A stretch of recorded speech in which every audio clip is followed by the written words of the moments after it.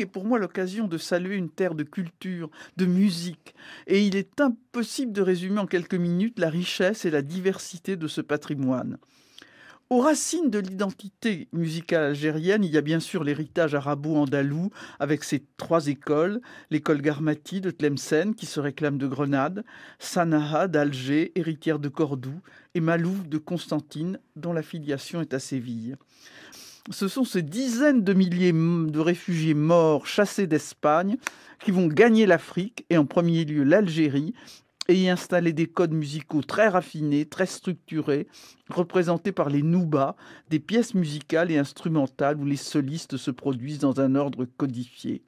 L'Algérie est donc une terre de musique classique, mais elle est aussi, surtout, un incroyable réservoir de musique populaire qui s'est nourri de traditions rurales, qui ne renie pas le classique arabo-andalou comme dans le Chahabi.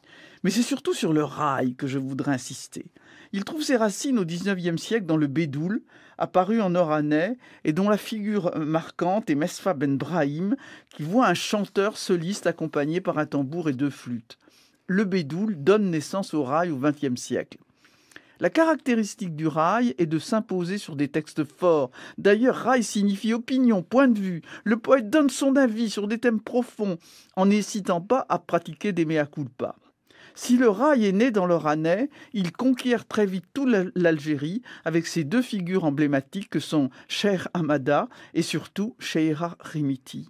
Après l'Algérie, le rail partira à la conquête du monde entier et l'album Koutché, coproduit par Cheb Khaled et Safi Boutella, édité en 1987, est classé parmi les 100 meilleurs albums du siècle.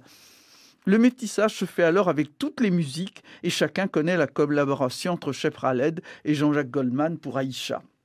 Mais c'est surtout l'incroyable personnalité de Cheira Rimiti qui fascine. Née en 1923, près de Sidi Bel Abbès, elle a composé plus de 200 chansons, un véritable réservoir en hommage à cette grande dame de l'identité algérienne qui sut puiser dans toutes les cultures sans jamais renier la sienne, une de ses plus belles chansons, La Baie d'Alger. Merci beaucoup.